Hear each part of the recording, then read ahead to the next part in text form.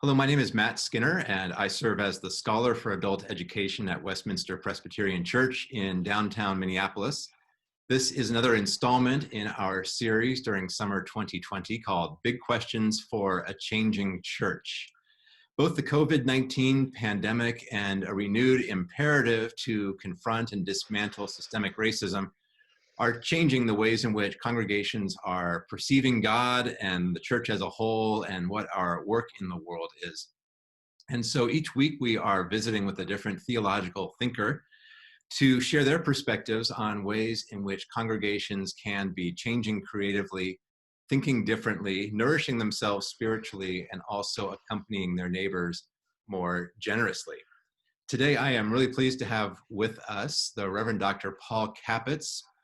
He is the pastor of Christ Church by the Sea in Newport Beach, California, and he is emeritus professor of historical theology at United Theological Seminary of the Twin Cities. A lot of Westminster members know him from teaching Sunday morning forums and officer training courses. He is ordained as a pastor in the Presbyterian Church USA. He has worked in the past as a youth director, a college chaplain, a hospital chaplain. And Paul, you're also the author of a book that has one of the greatest titles I've ever read, right? God, A Brief History, which I love that. You've written the history of God. So that's perfect. But thanks for joining us today. I'm thrilled to have you here. Great to be with you. Thank you so much for having me. Absolutely. So in your academic career, you've been a professor of historical theology, which might be a new expression to some people watching. Can you say a bit about what is historical theology and why it's important to think about theology, our beliefs about God, in historical ways or in light of their historical settings? Historical theology is an old-fashioned term that comes from the 19th century. It just means the history of theology. It's no different than what we would describe as New Testament theology or Old Testament theology, just the historical study of the Old Testament or the New Testament, but with an eye to the potential relevance of that historical study for our contemporary theological understanding today. So historical theology is usually the name given to the study of the history of Christian theology within a seminary curriculum, because we want ministers to have some kind of in-depth understanding of how the Christian church developed from its origins in New Testament times up to the present day. And I think that any reflective Christian wants to know something about the history of Christian theology and how Christians have understood their faith in the past, since the past, whether we are aware of it or not, has shaped our present. And so historical understanding is simply a form of self-knowledge. And so if we really want to understand our contemporary circumstances, we have to understand what those forces in the past were that have brought us to where we are now. And that includes how our religious traditions were shaped and our theological understandings of those traditions, whether we're Catholic Christians or Protestant Christians, and if we're Protestants, whether we're Presbyterians or Methodists or Lutherans or what have you. So theology changes. I mean, that's probably not news to most people. In response to what kinds of things, like different philosophical movements, different social crises, I assume. And well, it may well be news to a lot of people in this country that theology changes. They may think that theology only changes if it's heretical theology, that there's some kind of eternal theology that you can extract from the Bible, and that therefore faithful Christians have always adhered to one and the same theology throughout the century. But that naive viewpoint is easily dispelled by the kind of careful historical work that you and I have done, say, in our seminary and graduate work, and that we try to teach our students in our academic context as professors, you as a professor of New Testament and me as a professor of the post-biblical history of the church. But it's an important insight because It means that in each generation, beginning with the first generation of Christians after the death of Jesus, there have always been challenges and questions that required of them that they think through the faith from the ground up. We think clearly in the first generation of the challenge posed by Gentile believers in Jesus and what that entailed for the Jewish inheritance of the church. Or we think of the challenge posed by the Reformation and Luther's new way of reading the Bible that broke with the inherited Roman Catholic ways of reading the Bible. Or we think about the Enlightenment and the challenge of modern science that caused people to rethink certain issues such as miracles and how God works in the world, etc. So I think it's important to understand that we always receive the gospel as it's been interpreted by others before us, and that never relieves us of the responsibility of having to reinterpret it in our own situation for our own situation. But the more we understand how others in the past, going all the way back to the first generation of Christians in the New Testament, understood it, the more conversant we are with all those issues and questions that motivated them, the richer our conversation with our own religious and theological heritage can be, and thus the more sophisticated and supple we can be in terms of the kinds of responses we can give in the present day to new challenges and questions that maybe previous Christians never had to deal with before. My experience teaching at a seminary is you always hear students from time to time who say something like, people warned me that I'm going to lose my faith in seminary, right? Or people warned me that that studying my tradition would change my faith or perhaps wreck my faith. You probably heard that at some level too. I remember when I was in seminary, for me, the hardest class to take, maybe I should say the most discouraging class to take, was a church history class. That was just a survey, not because the history of the church is a story of one failure after another, but there are some horrible things that take place throughout the history of the church, where the church is involved in, validating and taking the lead even in some horrible injustices, or just, this becomes a self-serving institution. I remember thinking, it's like saying, is this really the family I want to be part of, right? Is this really the people I want to be committed to? Obviously there's great things that happen too, but I remember really decentering for me. And I wasn't naive. I knew that there were problems in the history of the church, but I think there was a critical mass of problems that became so discouraging. That's an important thing for people to realize. It's like going to psychotherapy and realizing how problematic your upbringing was. It's not that you hate your parents, but that you realize that if you're going to become a responsible, healthy adult in your own right, you've got to rework this heritage. I had a professor of history in college who was also a practicing psychoanalyst, and he used to impress upon us the similarity between historical work and psychoanalytic work. He said, in both cases, the underlying assumption is that the key to our identity is for the most part buried in a past which we have forgotten. And so if we want to recover our identity, we have to do this digging, rummaging around in the past and bring it to light, so that precisely we have the opportunity for conscious reappropriation of it. Otherwise, it's just going to drive us in ways that we're not even aware of. And I always thought that was the most brilliant comparison. And that's why I think that, among other things, that the study of history is very important. And I'm reminded, in terms of what you said, perhaps you've heard this, the German Lutheran church historian Gerhard Ebeling, who later became a systematic theologian.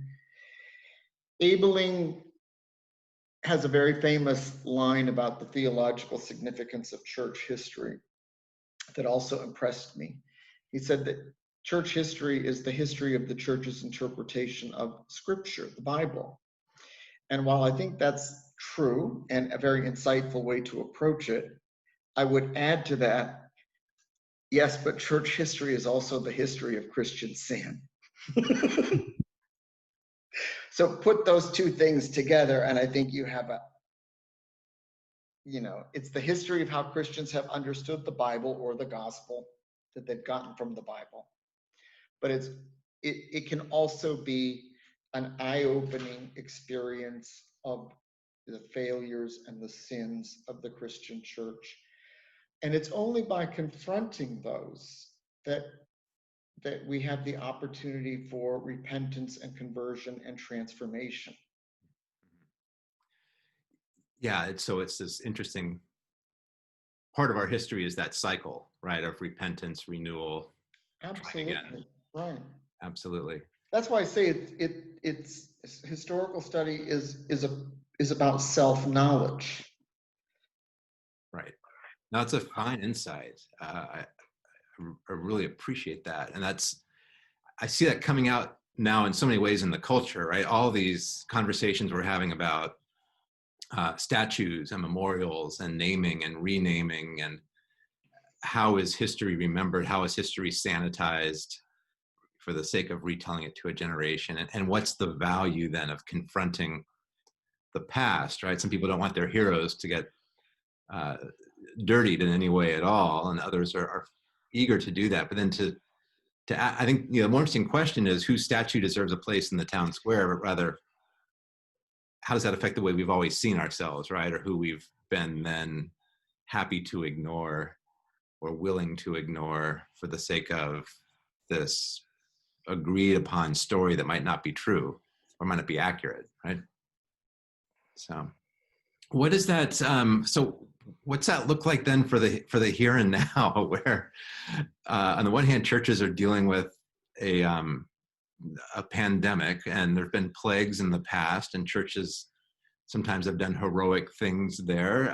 Right now, our job is pretty much to stay out of the way and let the scientists do their work and not make the issue worse, right? And also to assist those who need help. But when it comes to things like racism, where I think the murder of George Floyd is unearthing a lot of things, and one of those are the ways in which so many of our systems are privileging whiteness, and the church has to take a good hard look at that as well. Those are really probably two questions or three questions disguised as one, but are there some particular topics that you think we need to pay attention to right now in our own theological history?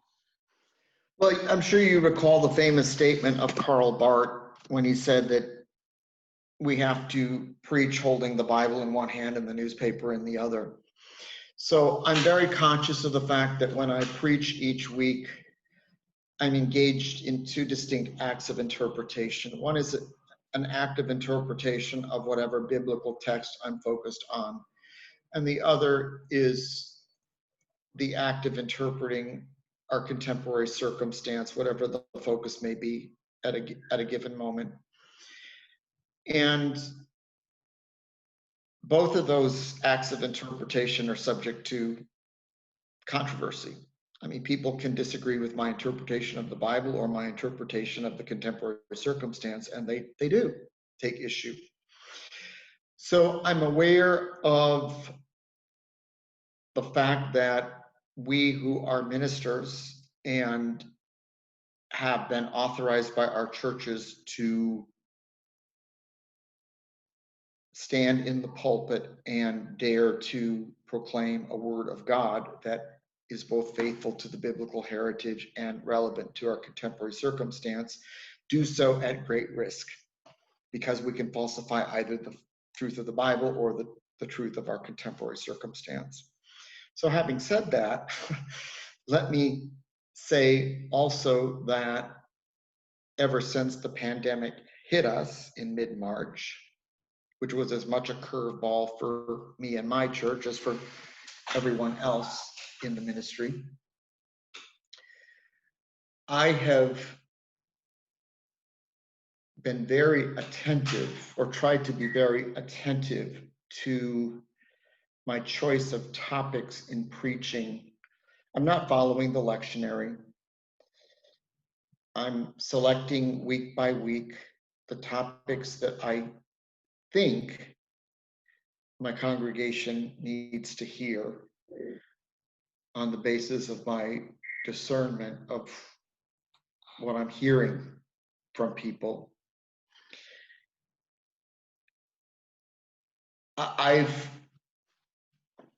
been trying to do a number of things in my preaching.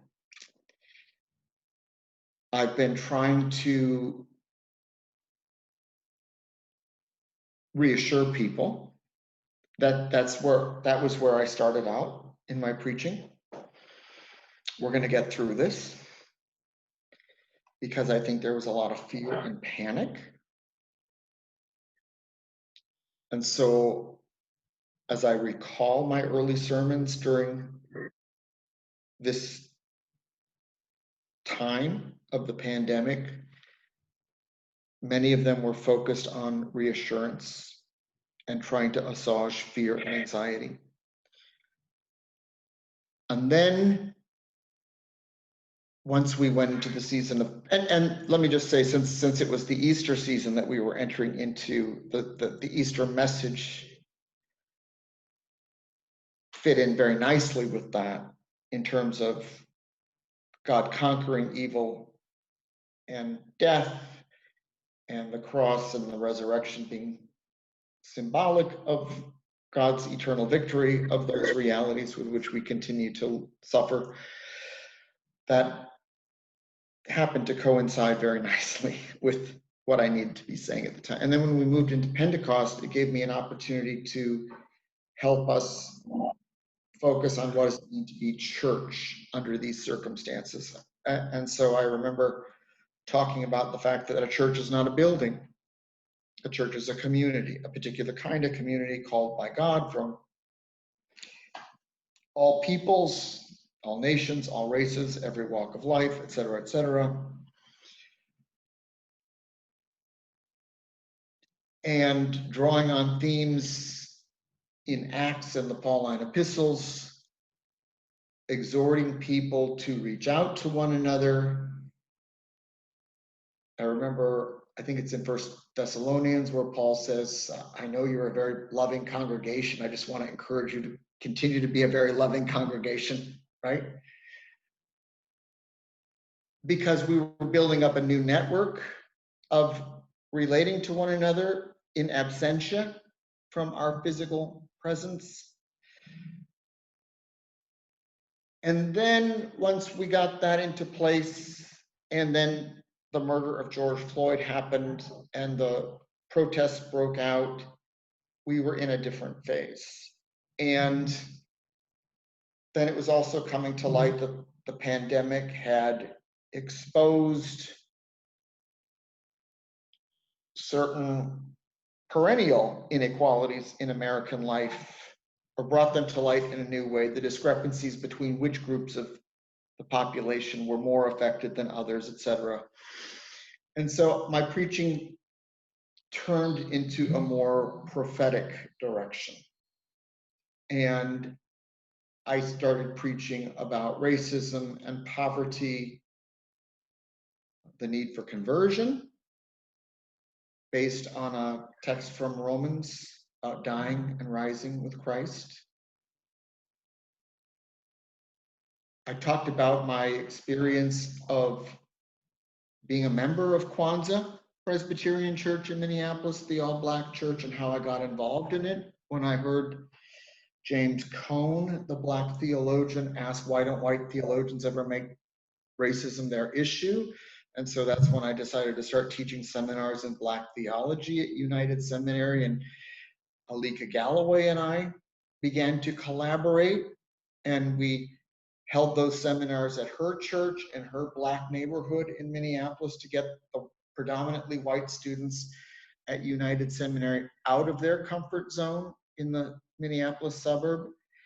And then I became one of the few white people who was a member of a black church for many years. But I talked about that as my own experience of conversion, to seeing both my Christian religious heritage and my national heritage as an American very differently than I otherwise would have, you know. And so it's been interesting to watch, because none of this was planned. I mean, I've been kind of going week by week and just following the promptings of the Spirit, if you will, trying to be pastoral, encourage innovation, but then also not avoid the difficult issues that are being raised for us, and always asking,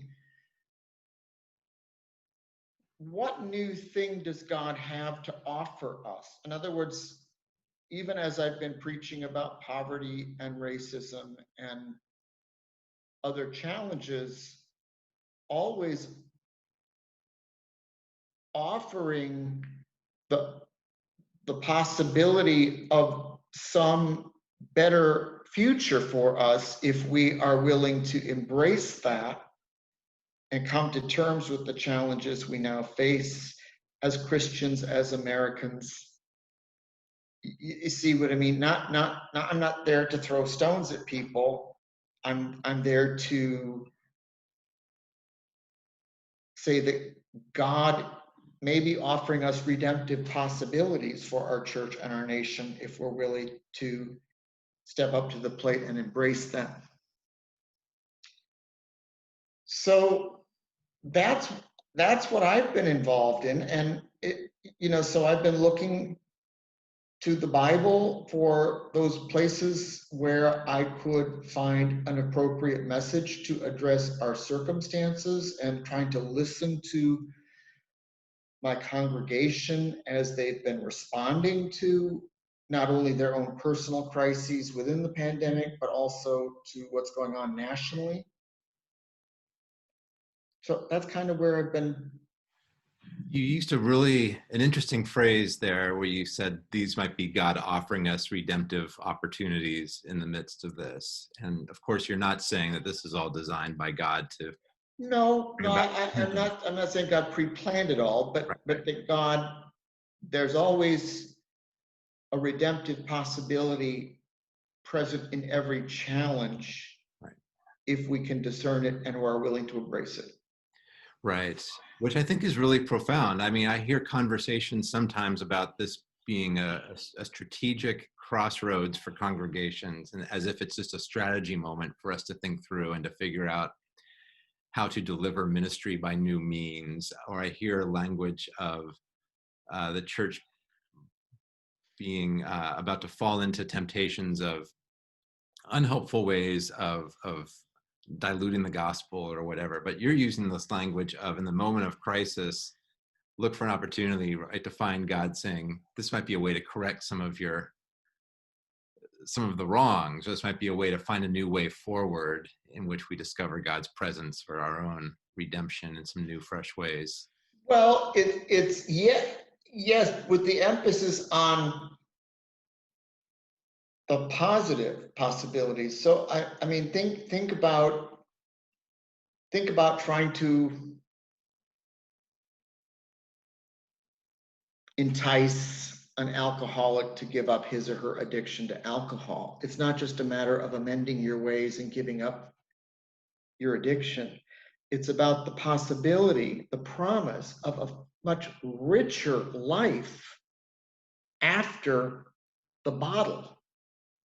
You see what I mean? A life that you can't have as long as you're still stuck with this. It's not just about repenting of sin, though obviously that's a part of it in the to use traditional language. One of the things I'm also intrigued by when I listen to my people talk about I'm really interested in some of the responses that I've gotten to my preaching. I've been in this congregation for a year, just over a year now, and I had someone tell me recently, I never shame anybody. but the way the comment was made was as though that's what she's used to hearing from preachers. Okay. And I'm trying to think of other examples, but it's similar kind of, it's how you use language. I'm very aware of the importance of how you use language. I was just rereading a book by Paul Tillich this morning because there's a college, this Dynamics of Faith. There's a young college student who wants to go to seminary, and he wants to work through this book with me. So we're reading it chapter by chapter online. And so I'm rereading the first chapter for tomorrow's conversation. But Paul Tillich talks about the difficulty that the word faith poses for many people because of its multiple connotations that it's assumed.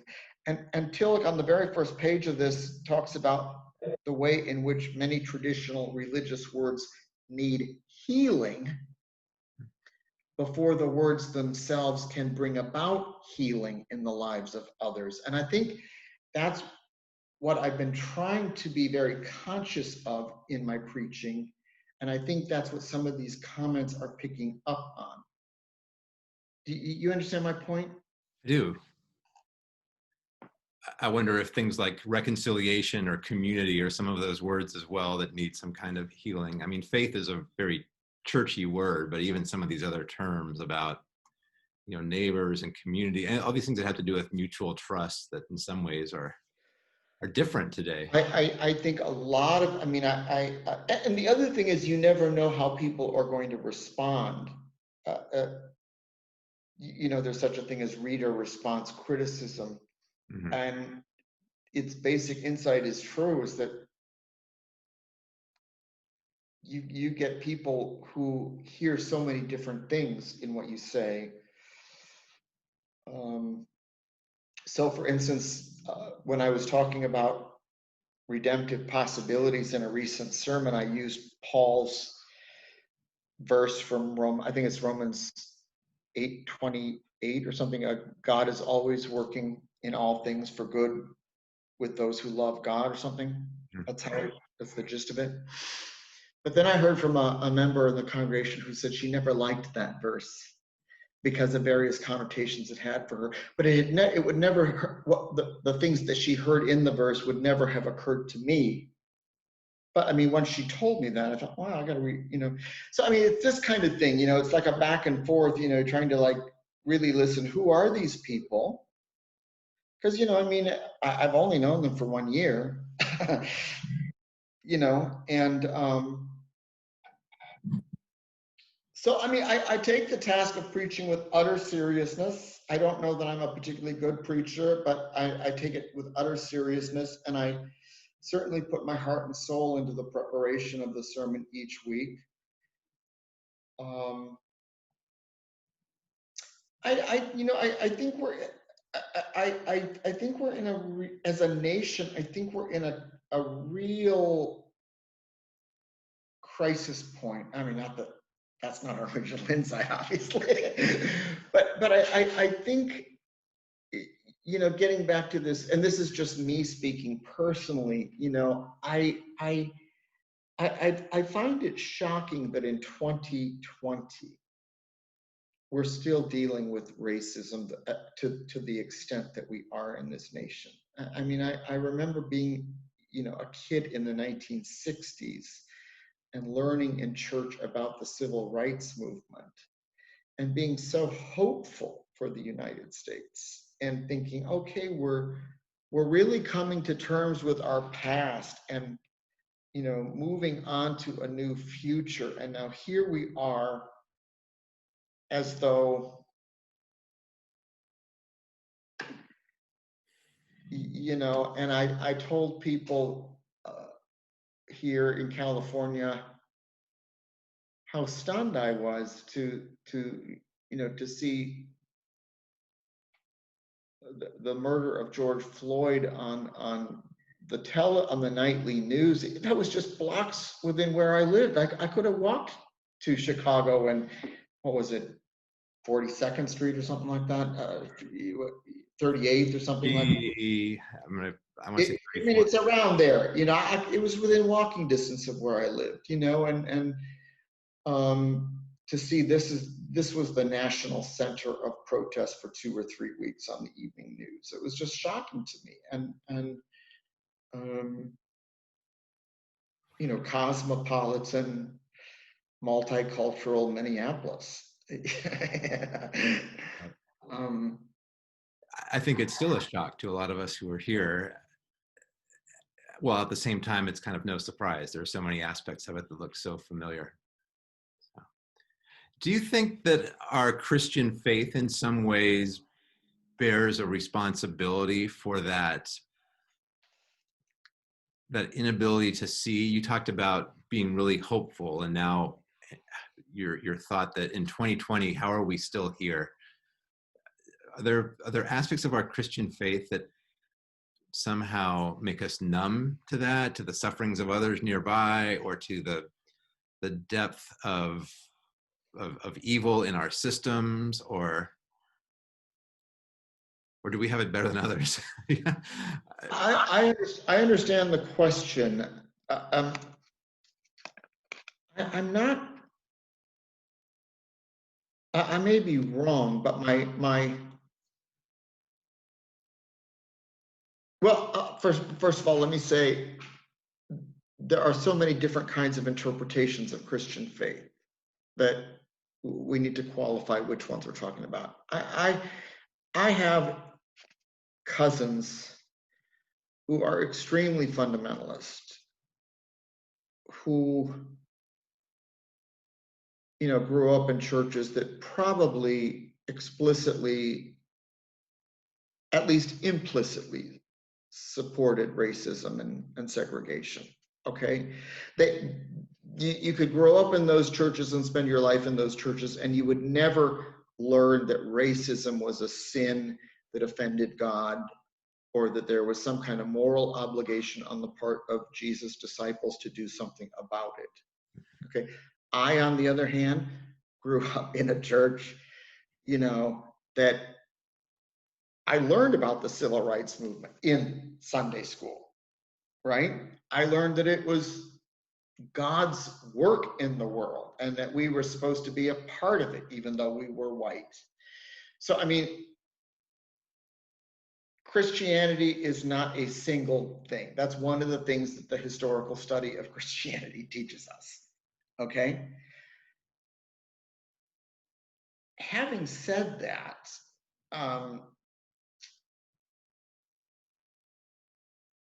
I think it is sad that, and this is not really an answer to your question, because I don't really know how to answer it in the terms you asked it. I think it is truly sad that our nation, that has been more profoundly shaped by Christianity than any other religious tradition of the world, no matter what form of Christianity you want to talk about,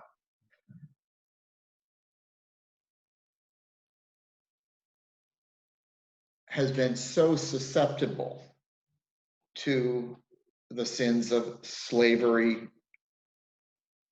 segregation, and Jim Crow, and all the other forms of racism that have followed the civil rights movement in the 1960s. I don't know whether there's something wrong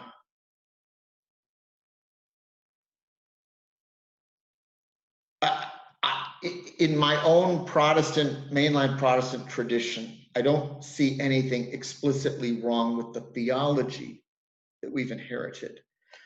What I think, and I may be wrong about that, but what I think happens is that our churches are de facto segregated because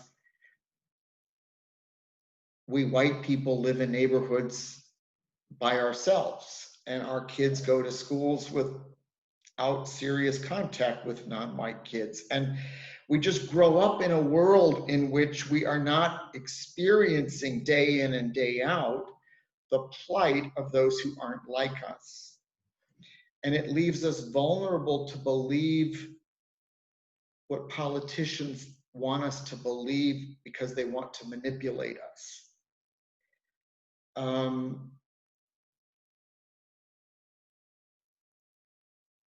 So like I went to a church that taught me that racism was wrong. But I also remember my father telling me that if Black people moved into our neighborhood, the property values would drop. Now, I don't know that my father was necessarily endorsing that. I mean, I don't remember my father ever saying anything explicitly racist, but he wasn't challenging it either, right? He was just, you know, stating a fact of life.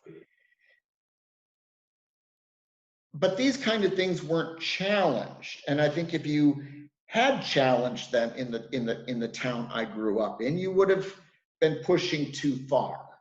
You see what I mean? It's one thing to say racism is wrong,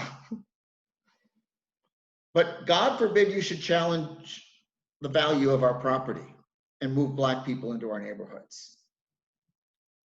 You see what I mean? In other words, we found it a little too easy for some reason not to be troubled by our complacency. Right.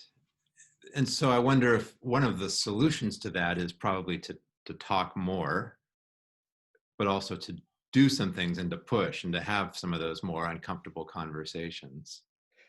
Well, that's why I think it's a great gift in my life that I heard James Cone give this lecture in which he threw the gauntlet down and said, why don't you white theologians ever make racism your issue? I mean, it had never occurred to, I mean, you know, the minute he said it, I immediately understood what he was saying. And I realized, I felt convicted of sin, like I was at a campfire revival meeting or something, right? And then I thought to myself, well, how would I do that? And then I realized, well, you know, we had never been able to keep a full-time Black person on our faculty at United for long, and there were no Black people teaching at the time. And so I decided to teach a course in Black theology. And that's when I got a message from Alika Galloway, who saw that I was teaching this course, and she was really excited about it. And we decided to have it at her church rather than at the seminary. And I made it a requirement that all the students attend worship at her church every Sunday throughout the semester, which meant that I had to attend it, of course, too. But then after the semester was over, and that was just the first time I taught the course, I continued to teach it because it was such a great experience for me and the students. But something happened to me in that church that made me want to stay for my own personal reasons.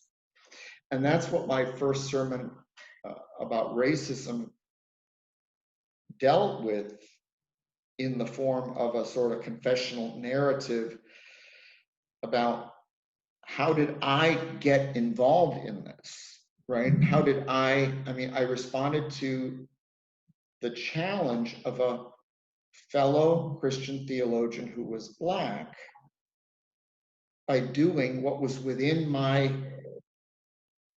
range of possibilities as a teacher of theology at a seminary, a white seminary.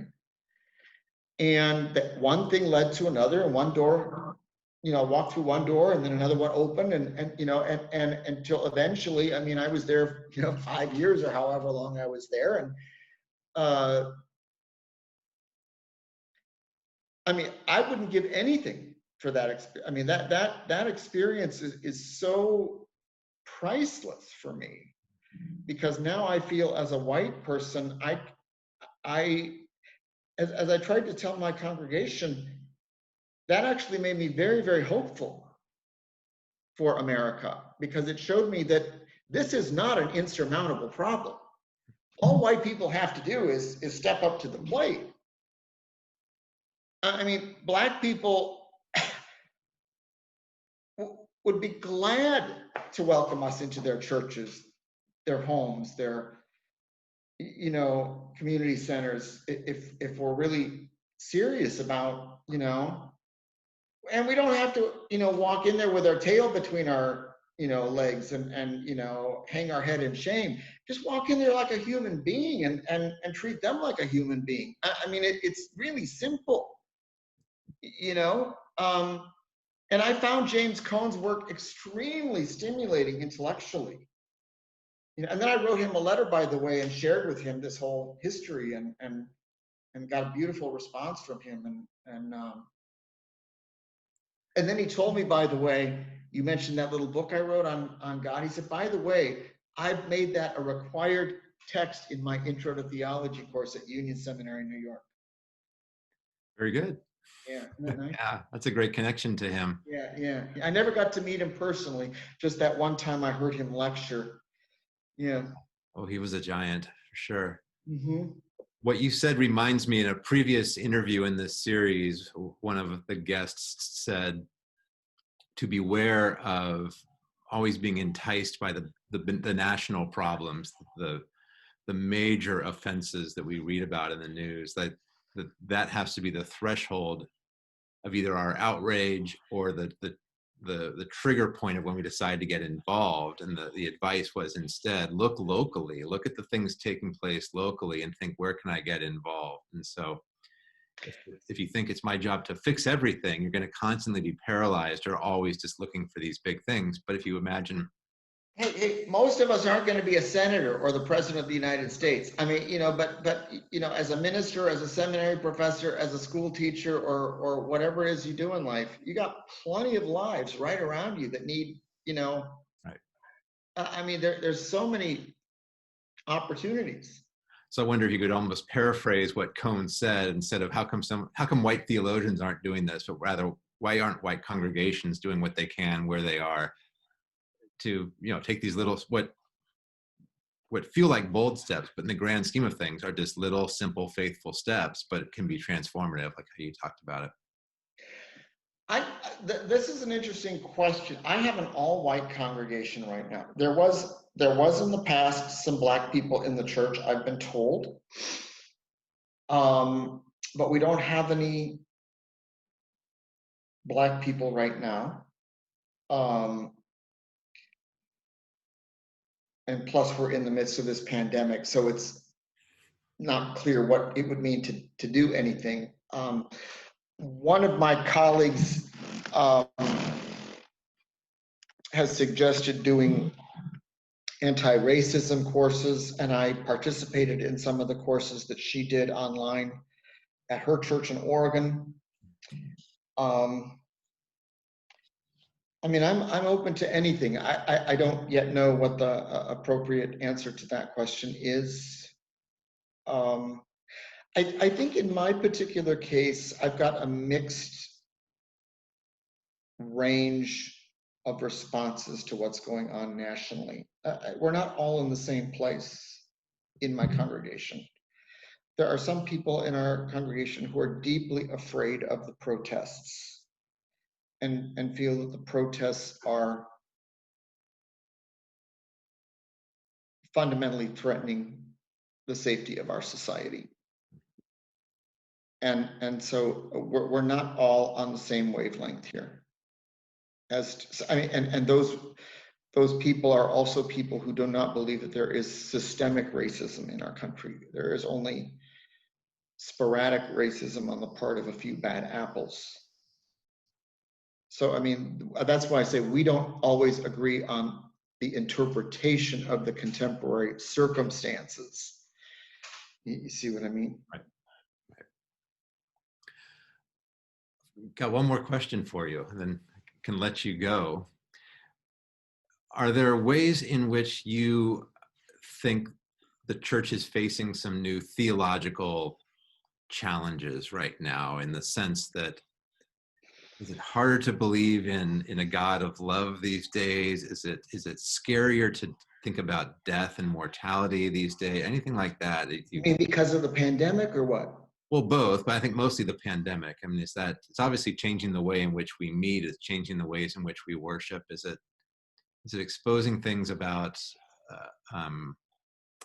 a God who's all about my own self-fulfillment and my own happiness? Is it teaching us about the fragility of life? I mean, those types of things. Do you see anything in your own ministry? Well, I think it's certainly evoking people's feelings about the fragility of their lives. And that's something that we have to address in our preaching and pastoral care.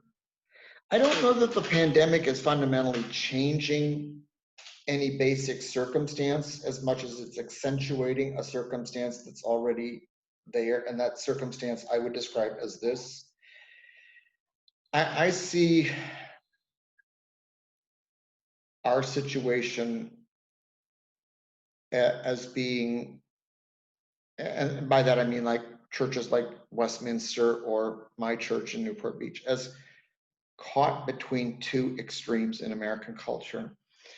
The one extreme is the way in which the religious right in the last 40 years has completely succeeded in redefining for the public, whether Christian or non-Christian, what it means to be a Christian.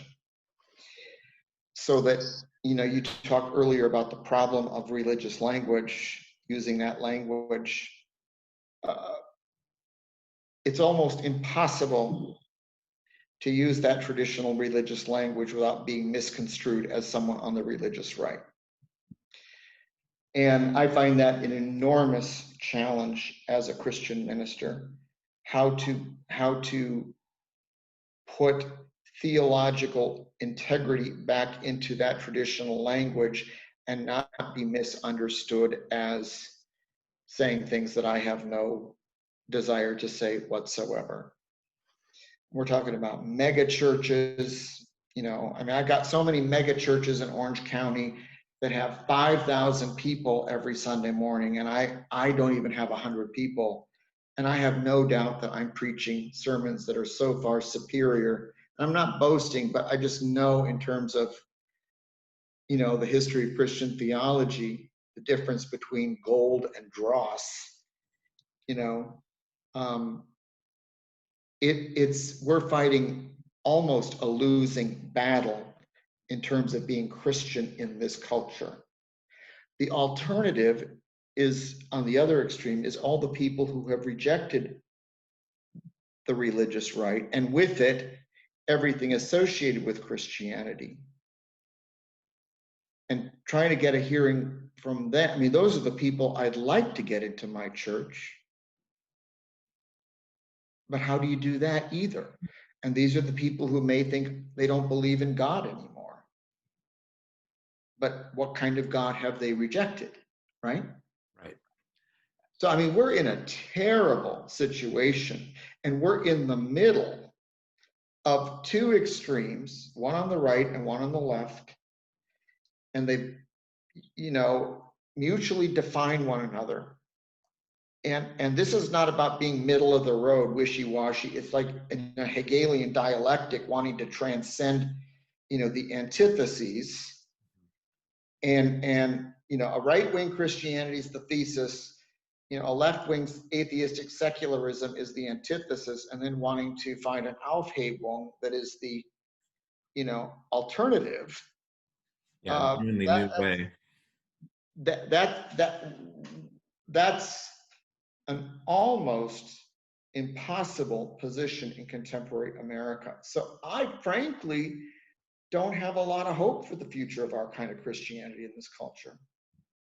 I hate to say that because I think it's the best game in town. I really do believe it's the, I think we have a wonderful theological and religious heritage, but I don't know how you get, we are putting on online services at my church that are so, I can't believe it, they're so good.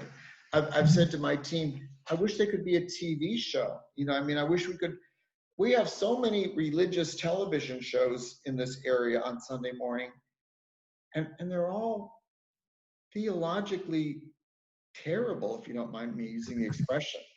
But we can't get it. We don't have the money to get ours on TV. You know what I mean? Right.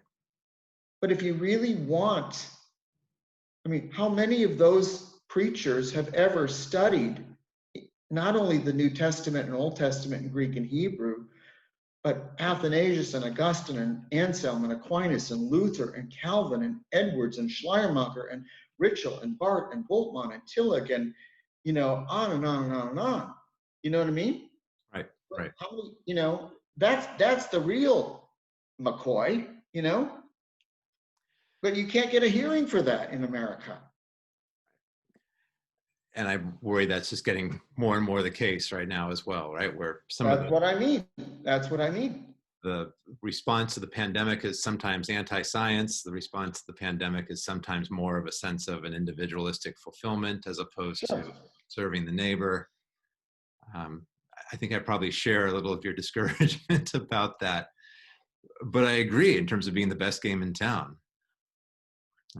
So maybe there's an opportunity here toward that redemptive moment too. Not to get I get up every morning and I put my heart and soul into it in spite of it all, you know, in spite of the odds. You don't have to be successful in life. You just have to be faithful. That's the Christian perspective. Yeah. We'll keep doing it. Thank you. In your corner, your sunny corner of the world, Paul. I'm so glad I don't have to freeze in Minnesota anymore. Yeah, well, it's coming.